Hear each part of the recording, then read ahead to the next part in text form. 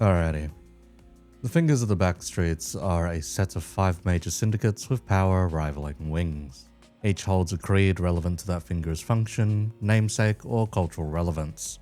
The Thumb hold a class, respect, and authority above all else. Something to do with thumbs letting us grip things and climb the natural hierarchy. Some others in past have pointed out that it's more so being kept under or oppressed by the Thumb, but regardless, they're a more traditional mafioso with a hard-on for ranks. The Index is perfect for giving direction and pointing at things. As a largely faith-based syndicate, they blindly follow the prescript in order to benefit from its grace. So long as they follow it, good things tend to happen for them. These days, they have a dipping of Greek mythology melded in with Hermes and the Fates. Then comes the middle. This finger is fantastic for flipping the bird at people and otherwise pissing others off. It's a very loud and proud finger, the longest one even. Well, at least most prominent on one's hand. Being sandwiched between all of the others, it ends up conjuring up ideas of family and loyalty. Unfortunately for me, they are today's subject matter, my least favorite syndicates. The frat bros that have plenty of bites compared to their IRL contemporaries. The middle. They're a bunch of petty and spiteful cunts that go way over the top for their grudges and subsequent vengeances. Essentially, take Warhammer Fantasy's dwarves, amplify the grudge aspect, swap short kings for insecure fraternity bros, and you've got the middle in a nutshell. As an aside, look at the number of grudges the dwarves hold against a certain Phoenix King of Caledor. 437 separate grudges are held against this one fancy elf king. If you'll entertain me for a moment before getting back to our regularly scheduled programming, they've given him a bunch of names.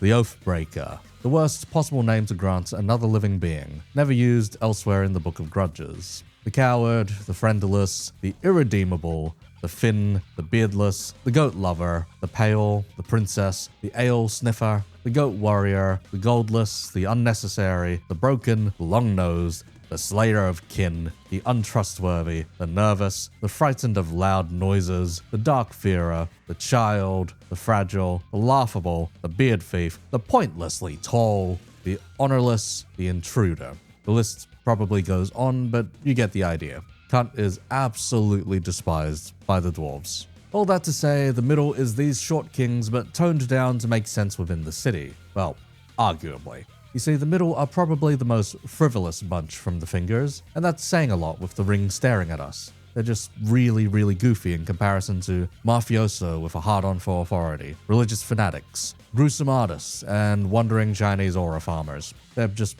bros and sisters with plenty of spites and loyalty, which is insane now that I'm laying it all out like this. Like, genuinely. Bro is handing out stickers. Anyhow, what kind of reputation does the middle actually carry in Project Moon City? Well, there are a bunch of brawling tough shits that you should not cross or wrong at any point. They hold grudges until paid out, and will execute a disproportionate punishment compared to the slight committed against them. They track all of these in special books given to all members of their syndicate, the Book of Vengeance. This updates district to district with each fellow's grudges, with some grudges being shared between districts when appropriate, pretty much depending on who can go out and deal out the punishments. We see this live with Matthias seeing Ricardo's grudges in the book, and likewise with Middle Sinclair getting District 8 grudges rocking up in his. The book also details how you should go about punishing grudges. The 90% of the time, on screen at least, it turns into complete and total extermination, though can indiscriminately escalate to entire societies or communities getting caught in the crossfire. See Rodya's story during Canto 2, wherein Rodya inadvertently caused the deaths of way more than the fellas actually involved. If the book was any measure of fair, it would only be her taking the brunt of it. Instead, corpses are piled high across the street. Funny enough, in comparison, if a middle member slights another, outside of say killing or permanently maiming one another, the slight is usually dismissed out of hand. Plus, I suppose it's something of a loophole to just join them if you've wronged them, though that's not always the solution, since oftentimes the members will just mete out the punishment first, and well, considering the severity of said punishments, I doubt you're exactly in any working condition in post. That said, if you somehow manage to survive, suppose you could join up, eh? Beyond there, it's worth mentioning that they love racketing up grudges even when doling out the punishments. There's plenty of examples of grudges escalating on the spot and worse. Hence the quick escalation to complete and total extermination. Now you'd think, so what if you can write in a book about anyone who slights you? Isn't that just the edgy teenager thing of keeping a diary and wishing bad things upon ye? Well, yes, but you see, these cunts more than have the capability to execute upon their pettiness. The other piece of middle gear is their bloody ink. Middle specific augmentation tattoos. These grant them a shocking amount of power, letting them fight toe-to-toe with many others with just their bare hands. Much of middle combat is bare-fisted, haymakers, massive kicks, and a decent share of grabs and pro wrestling. Essentially, kickboxing melded with grappling. Beyond there is a scary amount of counters. They're willing to take hits if it means being able to hit their opponent back even harder. Hang on. That's just mixed martial arts. I wait the time we finally get a member of the middle throwing out a drop kick or Brazilian kick. Heck, give us the real funky dude that is willing to do some capoeira. It'd go hard considering their music. That of which is diegetic. Other people can hear the damn stuff booming and echoing in the distance. These fellas are far from clandestine. They are loud and proud, basically utilizing their BGM like their own fight theme or ring entrance. Very metal stuff. Past there is chains. Even at the lowest level, it seems they sport a decent amount of bling, only getting more and more elaborate and prominent as they get higher in rank. Chains that bind and all that. See the logo for more. The size of their books also seem to increase accordingly too. As for any kind of weaponry, well, while there isn't a strict policy on weapons, so to speak, it is a choice rather than a mandate compared to, say, the Index and their obsession with swords and blades. Regarding uniform, they just need to blend with one another. Simply put, they just need to show off their tattoos and be purple goobers. Aside from that, no real dress code. This results in a lot of exposed shoulders, bare arms, and bling. The higher ranked bunch seems to love their coats and cloaks in comparison. You know, with the last 2 points outlined, you can kinda see why Kira may have been ostracized more than she would have otherwise been. Beyond there, we should speak on the ranks within the middle. They're quite straightforward, essentially being some variation on sibling titles. Little sibling. These fellas are pretty much fresh recruits with everything to prove. You can pretty much join them off the streets and end up here. No questions asked. Well, unless you're the target of a huge vengeance. They'll promise you the world so long as you look after your own. Not a bad affair really, just gotta keep up with learning the book's punishments and cross off some grudges. For each grudge you cross off, you also get some ink to boot. And well, who doesn't like more augments? Within the little bros, there's some extra respect for the more standout fellas. Here we are privy to probably the most guys. Werner from the story and 3 different Sinner IDs in Don, Meursault, and Sinclair. Arguably, Kira fits in here too, though she would probably be closer to the next rank in power. Young sibling. These fellas seem to be little brothers who have proven their worth, squared off their fair share of vengeances, etc. Essentially just the rank up from the little fellas. We've only got one example of these fellas, being Queequeg, though she is arguably a big sibling depending on how you take her lines. From Queequeg though, we get the vibe that young siblings are far more self-motivated and willing to execute the vengeances. Big sibling. Ahem. Ricardo. Essentially, these fellas feel like independent officers of the middle and organized branches. While not on the level of mustering the entire organization, they have quite a bit of authority over their respective areas. Ricardo essentially brings his whole family with him over hair coupons and is a major force to be reckoned with. Essentially being a young brother that has squared off a stupid amount of vengeances. They're coated in ink, got a fat-ass book of vengeance, and is more than enough to nuke out a majority of organizations on their own. Anything short of fixer associations would more or less see them as a major threat. If not individually, then at least in being able to mobilize the middle in force against them. That said, these fellas are very, very petty seeming. Mainly because even the smallest slights will get you written up by them and added to their collection of vengeance claims. Everyone basically knows how painful it is to wrong a big brother just because of a certain node in Canto 5. Though that node has funnily been trivialized since the release of Zwei Ishmael, and worse since Pinky Roshu for a small bit when we could exploit that invulnerability. Now the Reflect Trial on the other hand, that is a special kind of screaming. As for great siblings, those that achieve this rank have undergone their pilgrimage of loyalty. It seems to be some kind of grueling test or task to earn the rank. Somehow I have a feeling that it has something to do with the outskirts, if only due to the one fellow we're privy to having a relic. Heck, all of them are relic holders, it'd make a certain kind of sense to boot. These are the current highest rank in the middle we know about. None of the other ranks below them are allowed to question them. Most, if not all of the ranks under them are scared shitless by their presence. Heck, even little kids from the ring are absolutely terrified of them. Okay, to be fair, too much of our perception of this rank is colored by Matthias. Just as most of our look at big siblings is seen through Ricardo. These fellas are long drowned in the concept of vengeance and would pretty much know the book off by heart at this point. The one member we know has so many bloody augments that he can overcome the bullshit that is Shin and Mung on sheer grit alone. Heck, it takes some funny red point shenanigans to put him down. All that said, they lead the organization and carry huge amounts of authority. If they will it, the middle will bend and move for them. Simple as. The one member we see though is a disgraced one and, well, is shoved into the House of Spiders, that being Matthias. We'll be detailing the fella later on. If there's one more thing I want to mention before we go into the notable members, it's how vengeance is acclaimed.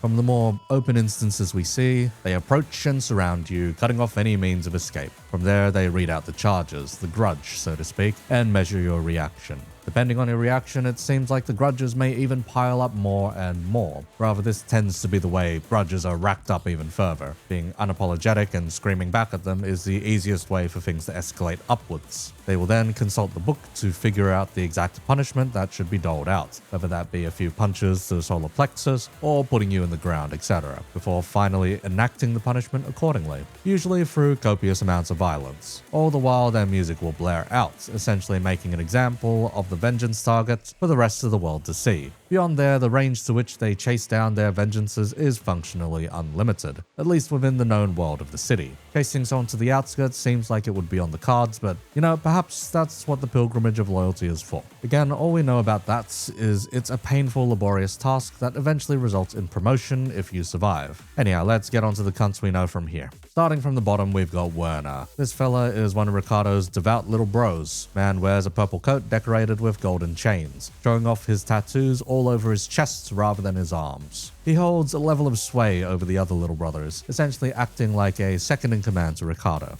Seems a bit like a kiss ass, but otherwise, he's a bro. He is mirrored by little brother Sinclair, which we'll cover later. Beyond there is Queequeg. This one is a little funky since it feels like she was a young sister with the etchings of becoming a big sister. She's an odd case, having once been deep in the middle's creed, killing for grudges, claiming said vengeances en masse, all for the sake of eventually reaching Big Sister. While some find it was implied she eventually reached the rank, my own reading more so goes along the lines of having reached it, she found there was only more of the same to be done. Plus she attempted to leave, only getting caught again and again. Told that if she really wanted to leave, she must erase everything related to the middle. Queequeg took some pretty extreme measures in this regard, cutting up her tongue to fuck with her speech that had been influenced by the middle, and of course slicing up the tattoos beholden to them. Aside from that, she got a lobotomy. Well, might as well have gotten one, considering she describes it as having a doc cut up her brain, all in the pursuit of breaking herself. By the time we eventually get around to fighting her,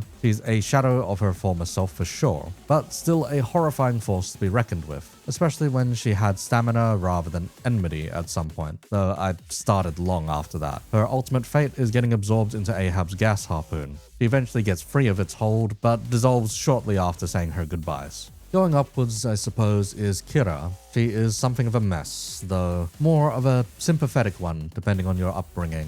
Taken in by Matthias, she was raised something like that of a middle member, but never quite joined them through the conventional channels. Plus, she ends up shunned by them quite hard, despite being an honorary member. Instead, she spends a lot more time with the House of Spiders, chatting up other apprentices and playing games, watching movies, brain rotting essentially. She's a poorly adjusted individual that holds barely any of the middle's creed. Heck, her tattoos are fake. Shite imitations of the stuff, even said to have been fading by the events of Twining Threads. She has a bit more of an affinity for fixers and quite a lot of natural talent. Don takes something of a liking to her. Regardless, she first rocks up to chat with the sinners while Matthias tears apart their backup. She gets tangled up by a gossipium, and well, the next we really see of her is in the House of Spiders proper. There she faces off against Hongers, Isang, and Don, alongside Ezra, Moses, and Vespa. She's along for the ride with Matthias and proves to be a rather competent opponent. Well, debatably. She's fodder for the sinners to clash into. Anyhow, sensing an opening, she strikes at Vesper, distracting him long enough for Matthias to, well, bisect her to land a hit. It's not enough to put the color out of action, but it does most definitely put Kira out of the fight. She's saved by some K-Corp ampules, stabilized for future interrogation and integration. That said, when she wakes up in the LC headquarters, she's fairly combative still, not fully aware of her position. Once again, rather poorly adjusted individual. Throughout the events of Twining Threads, she comes to terms with how toxic a relationship she had with Matthias, empathizing more and more with Roshu as matters go along. She's surprisingly willing to self-sacrifice and otherwise is quite cooperative, especially after building more rapport with both Hohenheim and Roshu. Currently, she's still a captive, but honestly with the way the LC operates, she'll probably get assigned to a branch at some point. This is most definitely not the last we're seeing of her. Same goes with Hohenheim despite his words both times now. Next, we're looking at Ricardo, the single most luscious individual. I'm sorry, I cannot say that with a fully straight face. For simple reference, there's a line of adult toys out there that are well named exactly that. The color scheme of such is also just Ricardo's colors, down to the hot pink, purples, and golds. Yeah, not sorry for that curse knowledge. Anyhow, man is the first proper encounter we have with the middle. The twin hooks hardly count. He is a brick shithouse and originally chases down the sinners for Heathcliff's theft of hair coupons, specifically for Salon de Molux. So we eventually find out. Regardless, he gives the sinners a trial of the Big Brother, annihilating them down to Faust, Ishmael, and Dante. Only by the aid of the Indigo Elder do we get spared from his wrath. Beyond there, he chases us all the way to H-Corp, jumping us at a very unopportune moment. He squares off with Zilu, rides her up, then squares up against us. This time around, we fend him off long enough for things to go from bad to worse. That being the night in the backstreet starting up. Werner, Ricardo, and his bros seemingly survive alongside the sinners, but is sent blasting off again Team Rocket style with the restructuring. Beyond there, it'll be funny if he somehow manages to track us all the way to N-Corp and beyond. Just the inevitable great brother Ricardo fight, at least if he decides that going for that pilgrimage of loyalty is worth more than slamming out the sinners. Perhaps he realizes that we're a match for him now. And so comes the ruiner mention, Tanya. Honestly, it feels right to place her here, as she is either a big sibling or a great one according to the description given. A former executive of the middle, before distorting, can only really place her at those two ranks. Essentially, she witnessed the massacre of the middle by Roland, causing a rather unfortunate power vacuum for the organization. Rather than staying and helping rebuild the middle, she distorted and abandoned the middle's ideals for her own logic, more or less coming down to survival of the fittest. Suppose this is one way of leaving the middle by other means, having the entire rest of the fam annihilated around you. She is a horrifically strong opponent, threatening the Kurokomo into the library. Ultimately, she meets her fate first at the hands of Gebura, then finally at the hands of the other librarians during the finale with the rest of the distorted ensemble. Scary as all hell fights if you aren't prepared for power null and speed bullshittery. Though you do have the red mist, don't you? Now comes Matthias. This man is a bloody complex, but is our one great brother. Most of his backstory entails the obtaining of Levantine, his relic weapon. Initially seeming like a hulking greatsword, it's more of a gladius or dirk even, an eternally blazing one. Anyhow, from what I was alluding to earlier, I reckon that this was his pilgrimage of loyalty, securing the damn thing from the outskirts. Inevitably, we'll be getting more details from the upcoming ID's Uptie story, but otherwise, I can speculate for now upon it. Under this expedition, he cut through his brothers and sisters in order to take the blade for himself. It was all he ever wanted. He forsook the middle's creed and killed family for the sake of his own greed. While he disposed of the bodies and evidence, he was still shunned by the rest of the Finger. Everyone knew what he had done. While there wasn't any proof, that impression was more than enough to regulate him to the House of Spiders. Personally, I reckon the grudge rocked up for a moment in the book somewhere and got crossed over the moment the siblings died. But the rest must have seen it in some way or another. Heck, it could be a great sibling privilege, seeing that he later drags up Ricardo's grudges against the LCB team later on, despite not necessarily being in the same district at the time, though the book does work in mysterious ways. Such a slight against family, though, was definitely spread around. If this was indeed the pilgrimage of loyalty, though, it makes sense why he was disgraced so hard, since even if he was awarded the title in name of Great Brother, he wouldn't be able to exercise its authority or respect. All that to say, man is turbo disgraced and is now kind of just LARPing as a member of the middle from the House of Spiders. He attempts to raise Roshu like the most generous nurse father, literally giving her everything, even going into debt with other brothers from what I recall. No expense was spared for his little girl. Fighting Freds goes further into this LARP at least. He gets his vengeance on some ring school kids and their teachers, willing to even further beyond take out their families too if need be. Now this results in a real traumatized Roshu. Like, it's implied that the memory isn't scratched away or cut up by the Arayashiki even. It was just a childhood trauma that got locked away the normal way.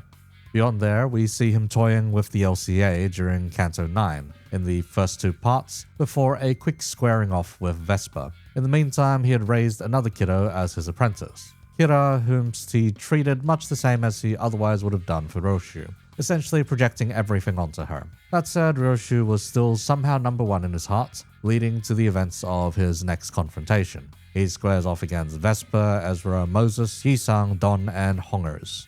Thinking almost nothing of it, he uses Kira as an opening, cutting through her and into Vesper as the fight goes on. He literally bisects his own apprentice because, well, if he beats these chumps, he can claw Roshu back eventually, right? A little sacrifice ain't nothing in the family, especially not after he'd already done so for this sweet blade to begin with. Beyond there, he gets a red point through the chest and is cut to ribbons by the yellow harpoon. Not exactly a fitting end, but at least a badass one, I suppose. There's more to come for this fella's character in the near future, but I reckon the middle nurse father Otis will have something more tied to the Odyssey rather than strictly great brother or middle related shenanigans. After all, there's plenty of backstabbing featured there. Past there, we're looking at the Sinner IDs real quick. Don Quixote.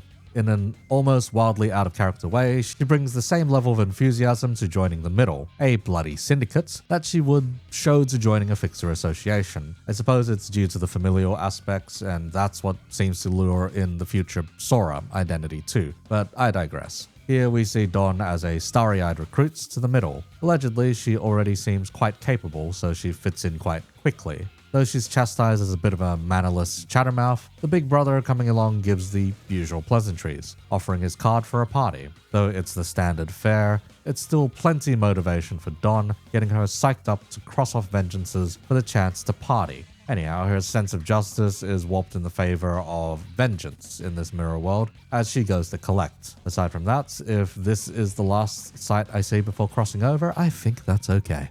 We also learn here that the right to more tattoos is awarded based on vengeances crossed. Somehow this feels like it could be exploited, but I digress. Next up to bats for the little siblings is Meursault. This fella is far more direct and by the books, less starry-eyed and more methodical in rendering out vengeances. Though his book looks tiny, handbook-sized even, he's able to reference it quite well, going so far as to specify title, section, and row before carrying out the appropriate punishment swiftly. Here we get the extent of the middle's protection, and damn, it's far-reaching. Honestly, fuck joining them, just get their protection, whine enough for them to claim vengeances, and man, I reckon you'll be pristine in their book.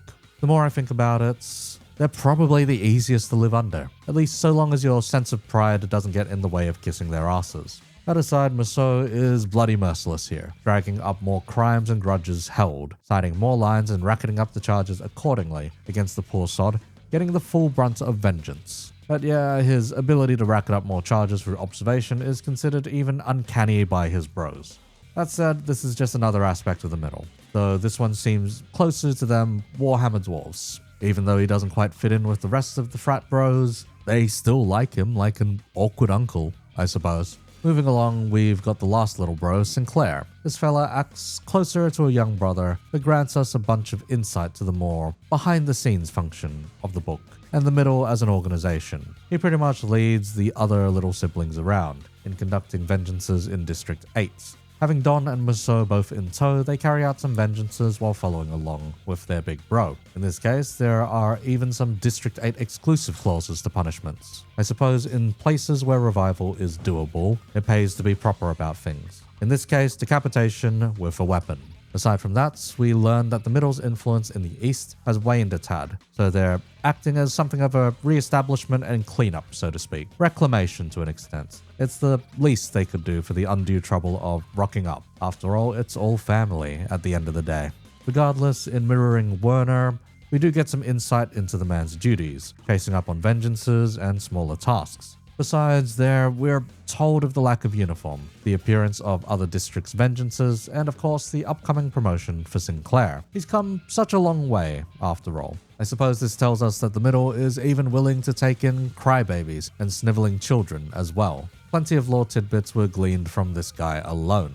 To break up the chain of events a little, we get the House of Spiders' middle apprentice, Ishmael. Commonly cited as an Ishmael humiliation ritual to use his identity, Kira Ishmael's uptie story is actually quite depressing. She gets bored of brain rotting and playing games. The other apprentices not currently willing to entertain her either, so she goes out on a vengeance hunt. She joins up awkwardly with some other members of the middle who are quite standoffish at her participation. It's a very irksome affair as she contributes and proves her worth in pretty much everything but fellowship. She has all the markings of a member of the middle, all the stylings and whatnot, but unfortunately they do not accept her in the end. Her report back to her mama is pretty empty, all things considered. A rather sad affair all in all. While we know that the middle is very accepting of everyone, perhaps it is the bias of not being an actual member, layered on top of being associated with the one playing the role of Matthias in this mirror, that she is further shunned and sidelined despite her contributions.